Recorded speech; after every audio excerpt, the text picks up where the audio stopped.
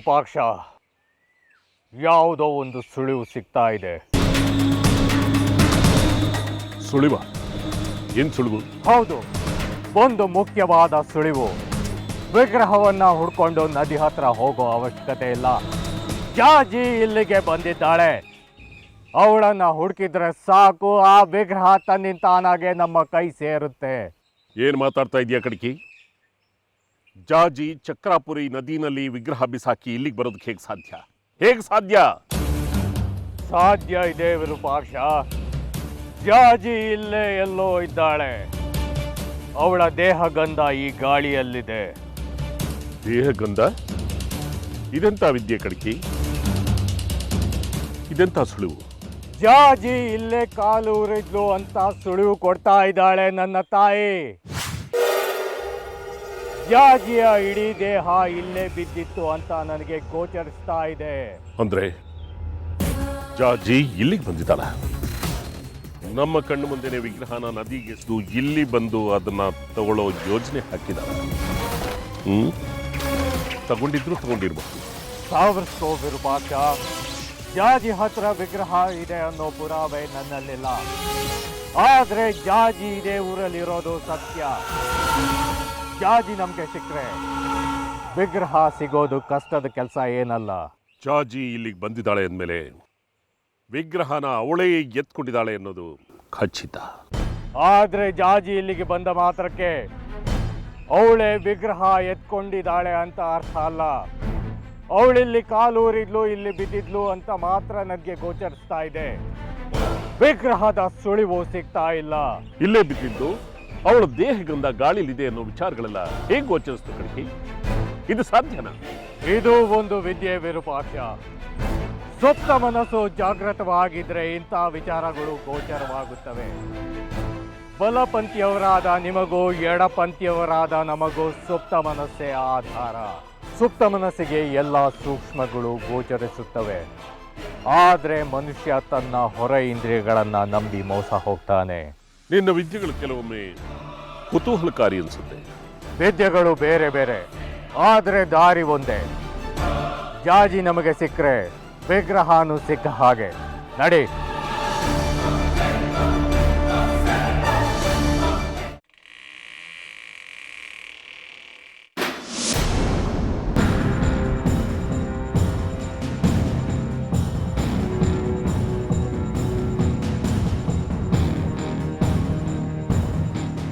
ಏನ್ ಜಾಜಿ ಅವರೇ ಹೀಗ್ ಕೂತ್ಬಿಟ್ಟಿದ್ದೀರಾ?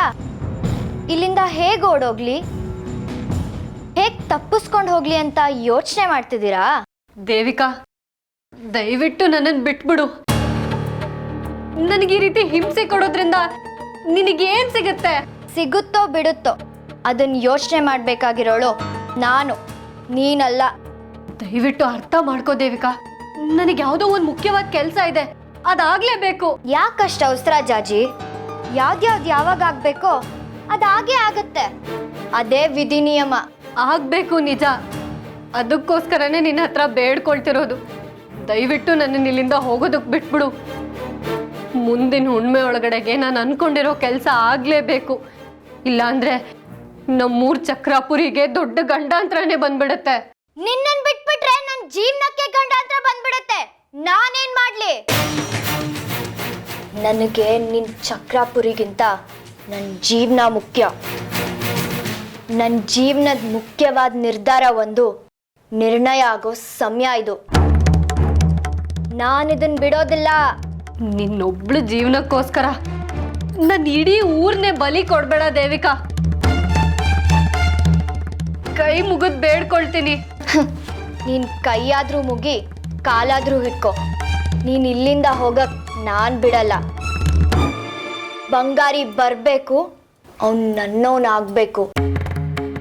ಅಲ್ಲಿವರೆಗೂ ನೀನ್ ಇಲ್ಲೇ ಇರ್ತೀಯ. ಹೀಗ್ ಮಾಡ್ಬೇಡ ದೇವಿಕಾ. ನನ್ನನ್ನು ಹೀಗೆ ಕೂಡಾಕೋದ್ರಿಂದ ನಿನಗೇನ್ ಲಾಭ ಹೇಳು? ನಾನಿಲ್ಲಿದ್ದೀನಿ ಅಂತ ಬಂಗಾರಿಗೆ ಗೊತ್ತಿಲ್ಲ. ನನ್ನನ್ನು ಹೀಗೆ ಕೂಡಾಕೋದ್ರಿಂದ ನಿನಗ್ ಬಂಗಾರಿ ಹೇಗೆ ಸಿಗೋದಕ್ಕೆ ಸಾಧ್ಯ? ಹೇಳದ್ನಲ್ಲ, ಬಂಗಾರಿ ಇಲ್ಲಿಗೆ ಬಂದೇ ಬರ್ತಾನೆ. ವಿಧಿ ಇದ್ರೆ ನನ್ನನ್ ಮದ್ವೆ ಆಗೇ ಆಗ್ತಾನೆ. ಅದ್ ಸಾಧ್ಯ ಇಲ್ಲ ದೇವಿಕಾ. ಅದನ್ನ ವಿಧಿ ತೀರ್ಮಾನ ಮಾಡುತ್ತೆ, ನೀನಲ್ಲ. ಬಂಗಾರಿನ ನನ್ನಿಂದ ದೂರ ಮಾಡೋದಕ್ಕೆ ಯಾರಿಂದನೂ ಸಾಧ್ಯ ಇಲ್ಲ.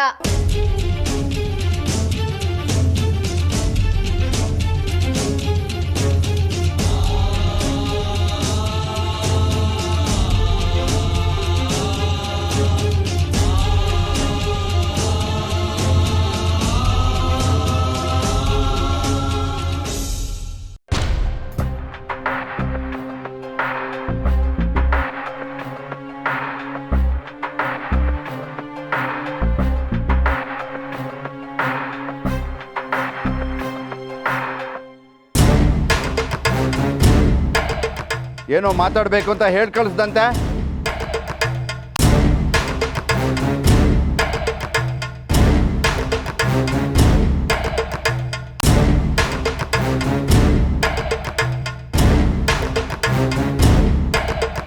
ವಹಿಸ್ಕೊಂಡಿರೋ ಕೆಲಸ ಆಗೋ ಲಕ್ಷಣ ಕಾಣದೇ ಇರೋವಾಗ ಹಿಂಗೆ ಹೇಳಿ ಕಳಿಸ್ಬೇಕಾಯ್ತದೆ. ನಾನು ಅದೇ ಪ್ರಯತ್ನದಲ್ಲಿದ್ದೀನಿ. ಕೆಲಸ ಆದ ತಕ್ಷಣ ನಾನೇ ಬಂದು ಹೇಳ್ತಾ ಇದ್ದೆ. ಆದರೆ ಯಾಕೋ ನೀ ನನಗತ್ತೆ ಅವಸರದಲ್ಲಿದ್ಯಾ. ಇನ್ನು ಎಷ್ಟು ಸಮಯ ಬೇಕು ಶಿರುದ್ರ ನಿನಗೆ?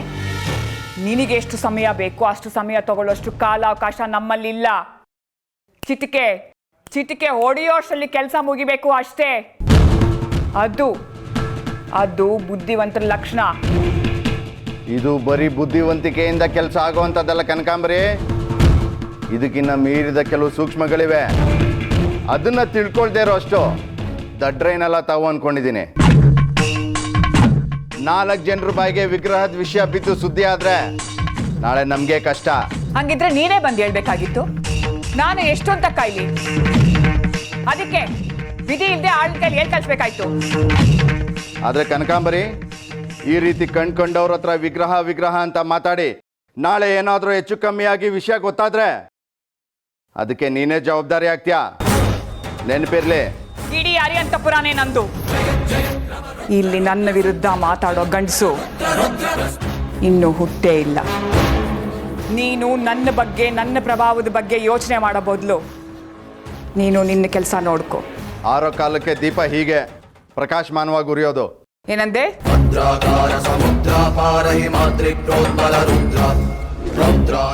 ಜಾಜಿನ ಮನೆ ಕರ್ಕೊಂಡೋಗಿ ನಾನೇ ನೋಡ್ಕೊಂತೀನಿ ಅಂದಲ್ಲ, ಏನಾಯ್ತು?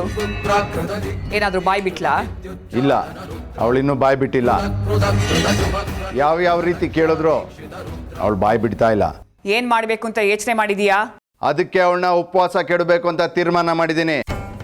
ಸದ್ಯಕ್ಕೆ ಅದೊಂದೇ ದಾರಿ. ಹಂಗಾದ್ರೆ ಶಿವರುದ್ರ ನಿನ್ನಿಂದ ಆ ಕೆಲಸ ಆಗಲ್ಲ ಅಂತಾಯ್ತು. ಜಾಜಿ ಬಗ್ಗೆ ಏನಾದರೂ ಸುಳಿವು ಸಿಗ್ತಾ? ಸುಳಿವೇನು, ಜಾಜಿನೇ ಸಿಕ್ಕದ್ಲು. ಇನ್ನೇನು ಆತಂಕವಿಲ್ಲ. ಜಾಜಿ ಸಿಕ್ಕದ ಮೇಲೆ ವಿಗ್ರಹ ಸಿಕ್ಕದಾಗೆ.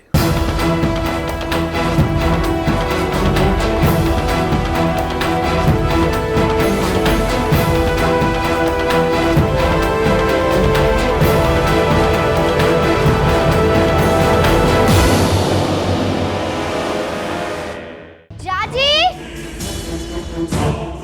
ಎಲ್ಲಿ ಹೋದ್ಲು ಇವಳು? ಏನಾದ್ರೂ ತಪ್ಪಿಸ್ಕೊಂಡ್ಬಿಟ್ಲಾ?